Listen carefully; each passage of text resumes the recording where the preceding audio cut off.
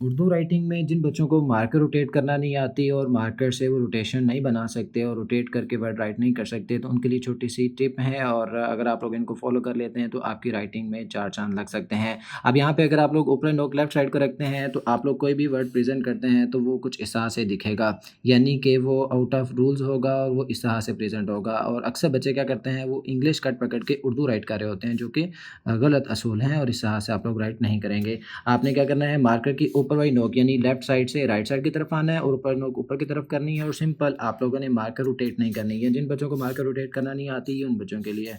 और आपने simple marker सीधा-सीधा नहीं पकड़ना, थोड़ा-सा तिरछा पकड़ना है और इस सूरत में आप लोगों ने सिंपल पिबंद को फ़ॉलो करते हुए आप लोगों ने यानी पिबंद और स्टेप्स और असूलों को आप लोगों ने फ़ॉलो करना है और सिंपल आपने लिखते जाना है। आपकी जो राइटिंग है वो काफ़ी हद तक खूबसूरत भी लगेगी।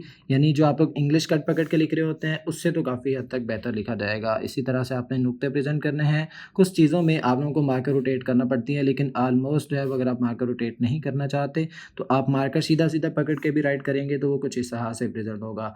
आप हमें कमेंट करके ये बताएँ कि आप लोग पहले वाला राइट करते हैं या दूसरे वाला राइट करते हैं? और आप लोगों से कौन-सा वाला बेस्ट बन रहा है? आप लोग ये भी हमें कमेंट करके बताइएगा। और अगर आप इस तरह की टिप्स एंड ट्रिक्स सीखना चाह रहे हैं, आप हमारा चैनल लाज़मी विज़िट करें, लाज़मी सब्सक्राइब करें और लाज़मी अपने दोस्तों से शेयर करें।